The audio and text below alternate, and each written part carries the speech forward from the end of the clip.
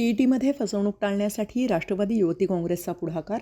शिक्षक पात्रता परीक्षा म्हणजे टीईटी उत्तीर्ण असणे शिक्षक होण्यासाठी सर्वोच्च न्यायालयाच्या आदेशाने अनिवार्य केले असून येत्या 23 नोव्हेंबरला टीईटी आणि त्यानंतर 8 फेब्रुवारी 2026 रोजी TIT परीक्षा महाराष्ट्र राज्य शिक्षण परिषदेच्या वतीने राज्याच्या शिक्षण विभाग घेत आहे.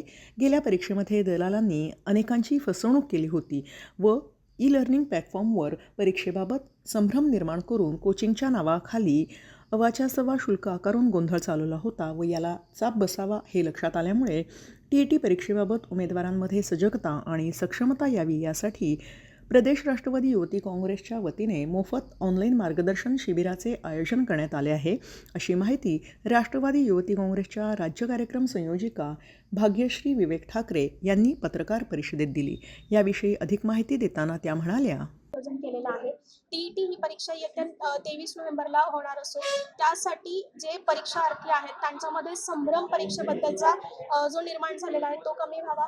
जे कोचिंगच्या नावावरती त्यांची फसवणूक करणारे अव्वाच्या सव्वा शुल्क आकारणारे जी फसवणुकीचा किंवा तो जो गोंधळ आता या ठिकाणी चाललेला आहे त्याला चाप बसावा या हेतूने आणि जे सर्व परीक्षार्थी आहेत त्यांना त्यांच्यामध्ये टीईटी परीक्षेबद्दल सजगता सक्षमता यावी यासाठी आम्ही राष्ट्रवादी युवती काँग्रेसच्या वतीने हे मार्गदर्शन शिबिर आयोजित केलेलं आहे.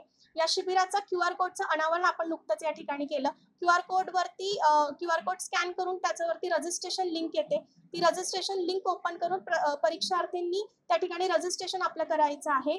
रजिस्ट्रेशन झाल्यावर आमच्याकडून त्यांना नोटिफिकेशन देण्यात येईल आणि त्यांच्यासाठी आपण टीईटीला सामोरे जाताना असं एक सेशन घेऊन आलोय ज्याच्यामध्ये तज्ज्ञांचं मार्गदर्शन त्या ठिकाणी करतील. म्हणजे परीक्षा नेमकी काय आहे त्याचा साठीचा पेपर पॅटर्न, त्या परीक्षेला सामोरे जाताना ज्या काही ट्रिक्स आणि टिप्स आहेत ते त्या ठिकाणी ते एक सेशन होईल. त्यानंतर परीक्षेला जे 5 विषय आहेत टीईटीला त्या विषय वाईज तज्ज्ञांचं त्या ठिकाणी मार्गदर्शन होईल.